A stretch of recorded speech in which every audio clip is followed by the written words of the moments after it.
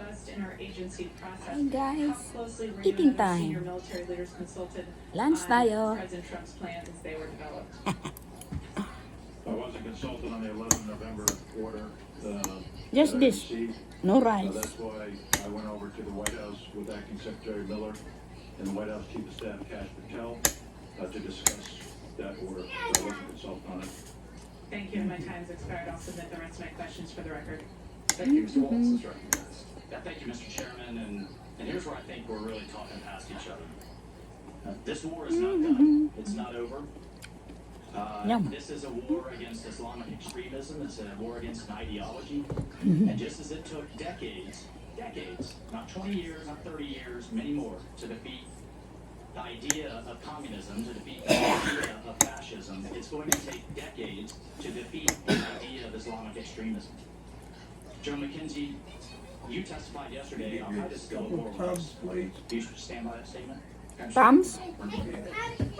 D.N.I. Haynes, Biden's director of national intelligence, briefed the Congress that Al-Qaeda fully intends to attack the West again, if given the chance. The head of Al-Qaeda, Osama bin Laden's former deputy, has pledged allegiance to the head of the Taliban.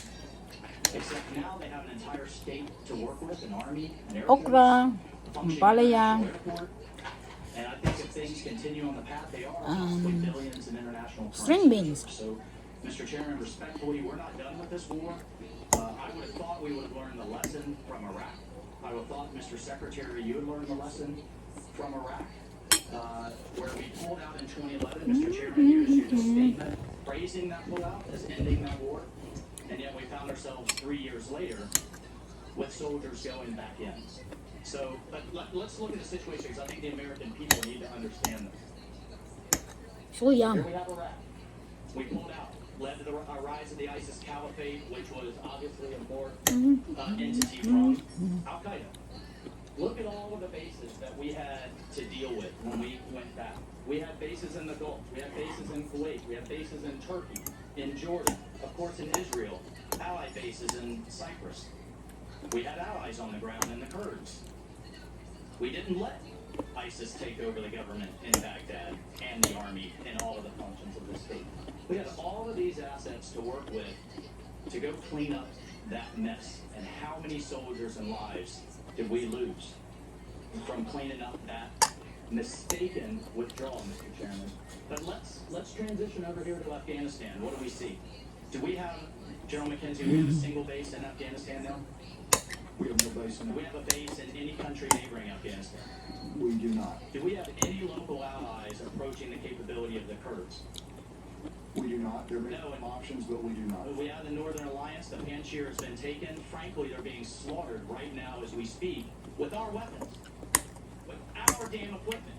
Our allies are being slaughtered.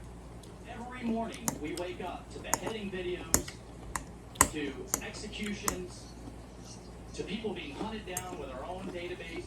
But when and if you have to present options to the president, how many soldiers are we going to lose?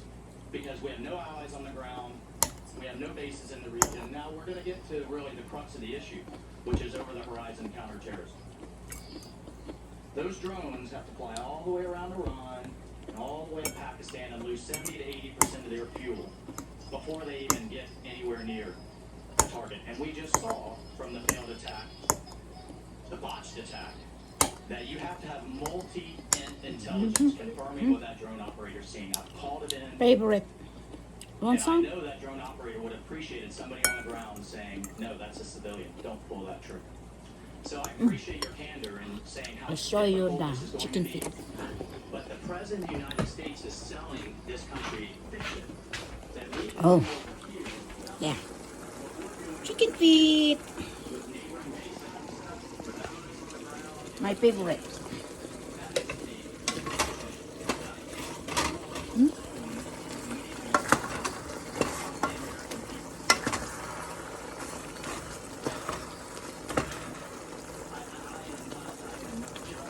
Still hard. Need more water. Water. Water. Sesame.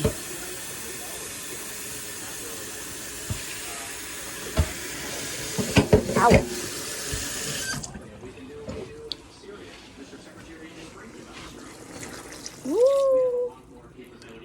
boiled more. Do we have any There, so that I can eat. intelligence or otherwise of Pakistani troops on the ground? Intelligence officers, air support, or any troops on the ground assisting the Taliban or command and control assisting the Taliban offensive? I prefer to answer that question closer. I'll take that as a yes. And Mr. Chairman, Mr. Waltz, your time's expired. that's not going to go to a civil war. It's going to go to a regional war. And just for the record, we're not going to put words in the mouths of our witnesses. You can't take it as a yes if it was not, in fact, a yes. Ms. Escobar is now recognized. Thank you, Mr. Chairman. Gentlemen, thank you so much for your incredible leadership, your patriotism, and your service to our country. I am very grateful for it. I want to begin by saying that I am incredibly privileged to represent Fort Bliss. I represent El Paso, Texas, and Fort Bliss is offering hospitality right now to nearly 10,000 Afghan guests. And I want to say to those service members how proud I am of the work that they're doing to offer that hospitality. I had the privilege to tour the Doña Ana village last month with NORTHCOM Commander General Van Herk. Got to speak to many of those service members. Morale is high, and I could not be Want proud some? of what they're doing. Had an opportunity This is to yummy. speak to our Afghan guests as well. And get a sense from them how they're doing. We know Yeah, I put it there. with the Doha agreement, an Get it. agreement that former President Trump entered into with the Taliban and the Taliban. I'm eating okra. We have learned that agreement, Better gourd. that agreement that demoralized the Afghan army. Say hi, guys. and Hi guys.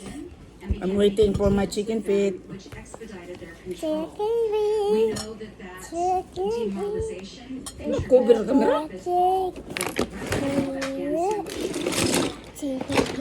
Earlier, you told us that when former President Trump entered into the Doha setting out Bye guys. Not yet. I'm not done eating. to be met I show them how to eat. May 1st. Do this and pick up and eat. And I will. When former President Trump Want some? then announced he wanted to speed up the withdrawal from May 1st to January 15th, 2020. There was only one condition that was met. That was the condition that they asked that the Taliban committed to not striking against U.S. forces and our coalition forces, which they did not do. And when President Trump announced the expedited drawdown, was he aware that 4 of the 5 conditions had not been met? I believe, yes. Do you know the significance, if there is any, of the January 15th expedited drawdown date? I don't. I just have a piece of paper and Yum, yum. Bye guys. Bye, guys.